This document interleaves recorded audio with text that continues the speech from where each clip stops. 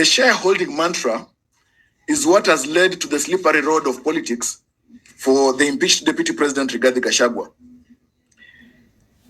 Talking about shareholding, especially after he took oath of office as Deputy President, made him a black sheep, that he would speak in jest about shareholding, and to the chagrin of others, people wondered that if at all then you have to be a shareholder to be a beneficiary of government where you even pay taxes, then that itself is diametrically opposed to democracy as a fundamental and even the edicts of our constitution. Within, when you look at it from the perspective of Article 38, that everyone has got a right to participate and engage in or campaign for any particular political cause, belong to a political party, vote for whoever he wants or she wants. So the shareholding politics actually negates the tenets of democracy as espoused in the Constitution of Kenya 2010. Now, I think just in the recent times, we have also had President William Ruto speak about matters to do with inclusion and equal participation of all in matters governance. When you read the Constitution of Kenya 2010 conjunctively, you realize that the president and the presidency as an institution are altogether supposed to be symbols of national unity. And therefore, they are supposed also to actualize the same national unity, not just being symbols. Because for a long time, Kenyans are tired of symbolism or mere symbolism. Kenyans want actualized national unity and cohesiveness. And that's why we even have an institution such as NCAC. So President Ruto's proclamation that Kenya belongs to all, including opportunities to serve in government, whether you voted for it or not, and all regions, I think is something that personally I consider as very welcome. In conclusion, I would say that systemic exclusionary politics are actually quite antithetical to progressive and intentional development within the framework of a constitutional democracy that Kenya is. From 2022, as I've given the example of impeached Deputy President Rigathi Gachagua, he modeled himself as a symbol of exclusionary politics in Kenya. And he has been struggling in the recent times to swallow his own words. Now, I think that exclusion of any kind, in any form, opens doors to the worst blights of discrimination imaginable in what should be a liberal and inclusive society that Kenya is. So, as I sit here, I think that any form of exclusion or any idea to do with shareholding, even though we have got state-owned entities in Kenya that are run by government, which should be actually and are owned by all Kenyans, any form of exclusion, any idea around matters shareholding is a social injustice and a form of economic colonization that intends to bully people into a pigeonhole of being aligned, for example, only to one political party or one coalition, and itself shreds the very intent of multi-party democracy and a constitutional democracy like the one that Kenya is. Shareholding was being intentionally advanced by impeached Deputy President Rigathi Gachagua as a form of, and I consider it as a form of ideological violence, because to consider that only those that are aligned to you should benefit and are good people, and those that are not are bad people and should be rejected or relegated to the backwaters of economic or political participation and inclusion in national government, I consider it the worst form of ideological violence aimed at stifling a democracy, a young democracy such as ours, and in fact it impedes political freedoms that are sheltered by the Constitution of Kenya 2010. And I think that it is also a form of bullying in politics that should be rejected and condemned, because we cannot have a democracy where we have a coalition of one. And it seeks to exclude others in the nation-state resources to which they contribute in nation building by payment of taxes. Because if we're always talking about national cake, then it means that for a national cake to be baked, there must have been national ingredients that were used. National ingredients means that the nationhood of Kenya was participated by all persons, as long as those who are economically active. And therefore, nobody should be discriminated against on whatever basis, including how they voted in the last election. And therefore, the idea that enthused the former DP or the impeached DP Rigathi Gachagua to engineer the politics or the ideas about shareholding, it led to his own politics of disobedience that have finally led to his own political downfall or falling on his own sword. I close by saying that the president, as he's leading from the front, indicating that we all belong to one Kenya. Actually, I think the president needs now to coin a philosophy of inclusion that will make everybody feel a sense of belonging, and that regardless of whether you belong to his administration or government, or whether you support it, Kenya Kwanza administration, or whether you support Azimio coalition or any other coalition that will emerge any other time, that you belong in Kenya and that you have got a rightful place in this beloved country of ours, Kenya. Concerning matters to do with shareholding in Kenya, exploring the historic systemic exclusion for development. I think, Ken, to do justice to the subject at hand, I would start from the outset to appreciate that it may be necessary for me just to outline some what I consider critical aspects or the vital tools of analysis of political ideologies that inform the matters of shareholding and the exclusionary politics in Kenya. And I've sat and considered about 5 tools of political analysis on matters shareholding, development, etc. 1 is history and historical facts, putting them into context. 2, legal and policy frameworks. 3, jurisprudence or decisions of the courts that inform various issues that are vital in matters implementation of laws or policies in the country, or negating those that are considered to be subversive to the constitution or the rule of law. 4th, political decisions, that's acts and or omissions of those who are in office, public office that is. And 5th, civic engagements of the governed or civic engagements of the sovereign. I consider those to be the critical tools of analysis if we were to wear the critical lenses of looking at shareholding as we explore the systemic exclusions from development or for development or in development in Kenya. Now, Ken, over the last 61 years of Kenya's post-independence governance and leadership, or what I can consider that the post-independence construction of Kenya's nation state, the flow of events, whether planned or accidental, point us to various decisions or omissions that, to a great extent, we can say have led to exclusion that is structured or unstructured, leading us even to where we are today in Kenya, and why we are likely to remain here for quite some time unless some critical, intentional decisions are taken by those in high office, by those that have got delegated power to legislate, and the sovereign taking power in their hands.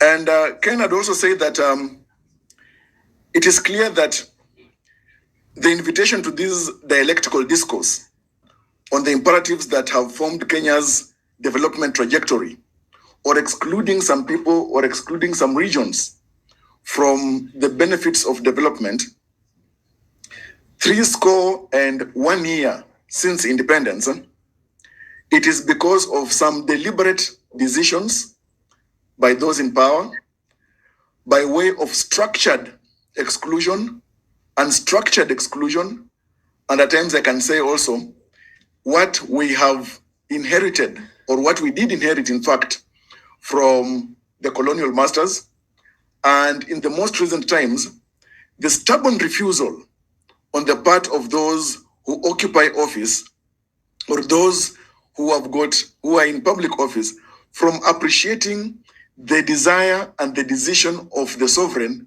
in removing this shareholding ideology in Kenya's polity. And I think that the systemic exclusionary politics has constructed pillars. These pillars have been deliberate, concrete pillars that have left some regions out and have made some other regions benefit for quite some time. And I can start by indicating about seven points that speak to the shareholding and the systemic exclusion in Kenya's development. One, the fallout between Jomo Kenyatta and Jaramogi Oginga Odinga in post-independence Kenya heralded the exclusion of the Luo community from making the Luo non-shareholders in Kenya's governance and public offices for a very long time. Actually, it has remained so for a very long time, even up to the moment that we are living in today. The second issue is the post-colonial Kenya under Jomo Kenyatta and Daniel Arap Moi, which facilitated immeasurable accumulation of land by those who are close to the powers that be and the political elites, to the exclusion of nearly all other persons, especially the middle class and the poor, negating the very cause of the Mau Mau struggle. Remember that the primacy of the Mau Mau struggle was fighting for land.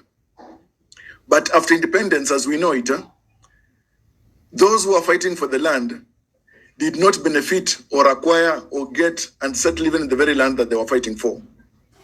And those that had gotten into public office became the primary shareholders, and those that were close to the powers that be, or the political elites at the time, also became shareholders in the Kenyatta regime.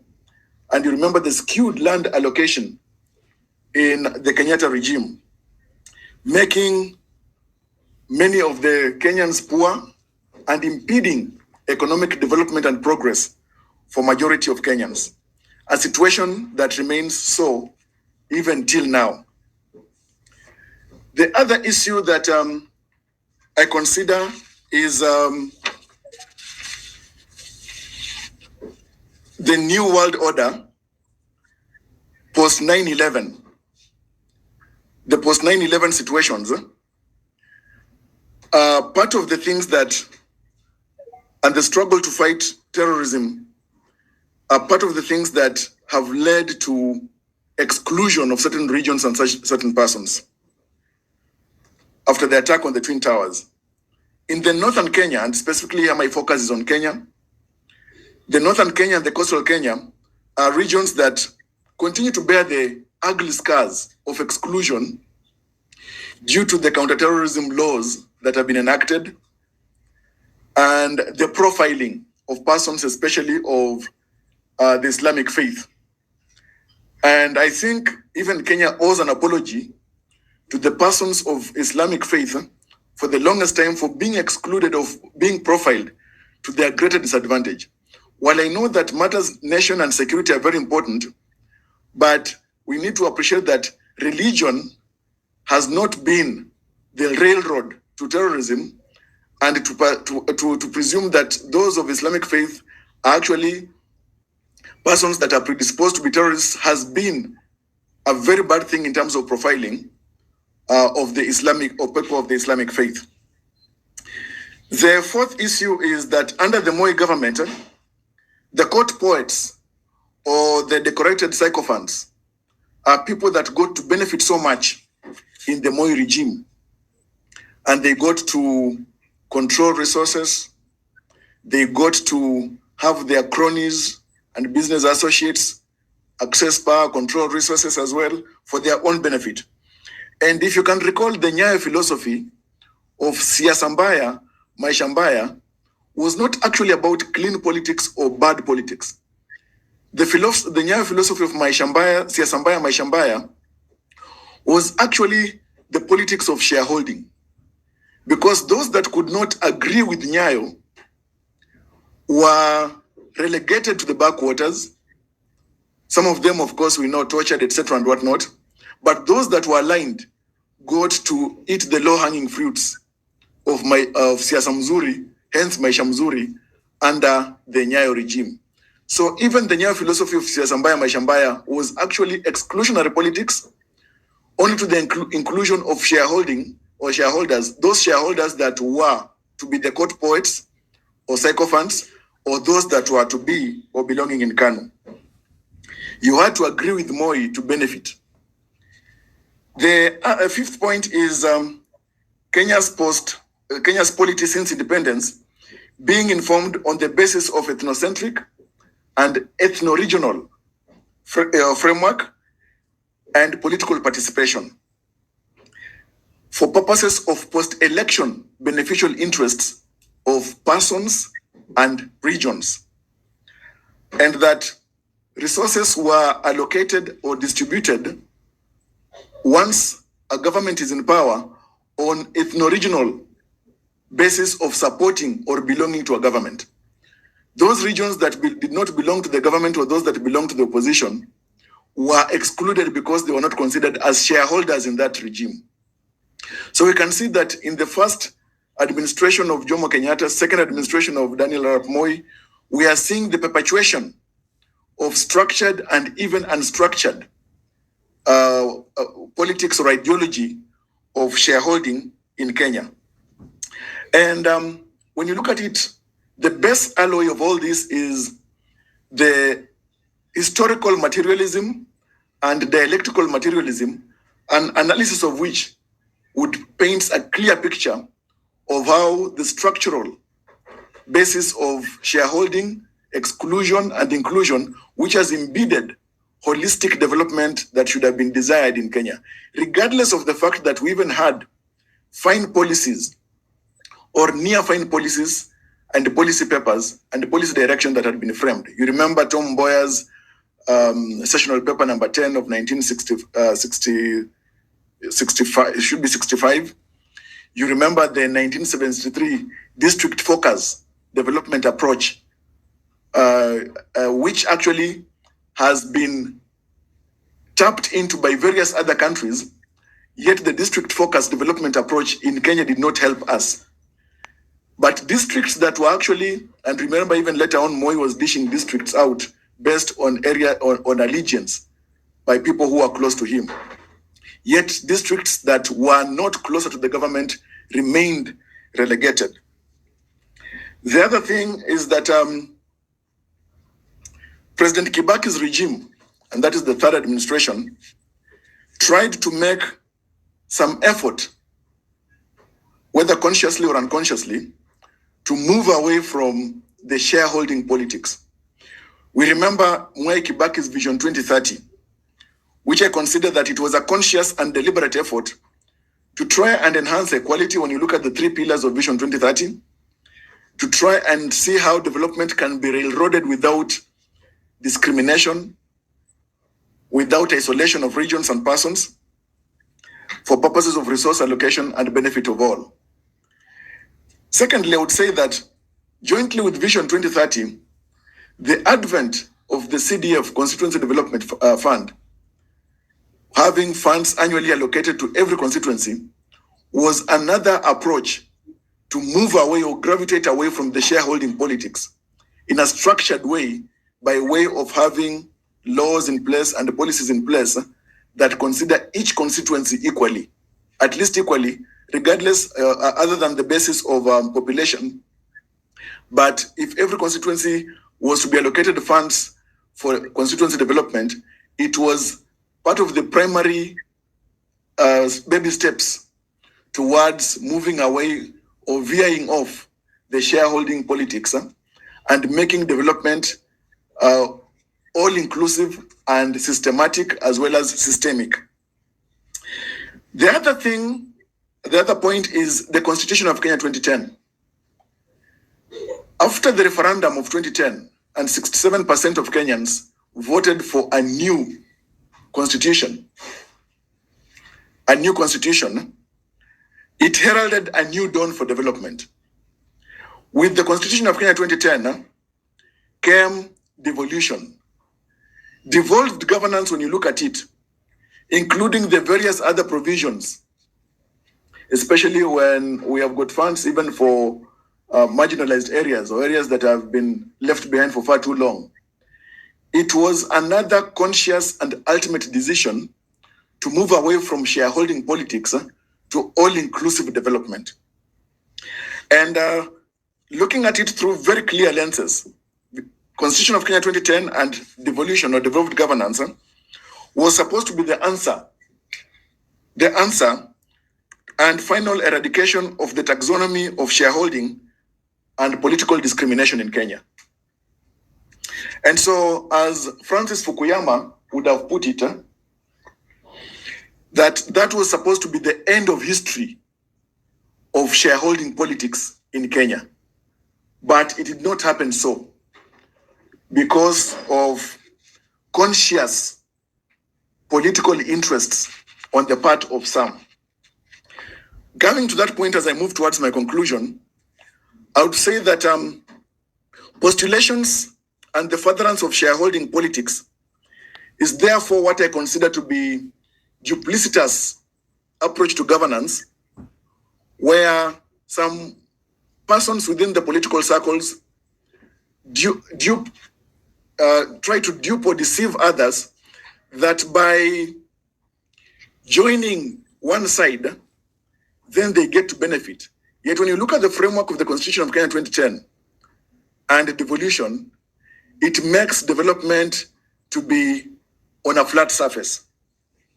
And so all economically active Kenyans, appreciating the fact that all economically active Kenyans pay taxes, to isolate any person or any region on the basis of whether and how they voted is something that is not supposed to be welcome or encouraged, because it is to their disadvantage, yet they participate in economic development.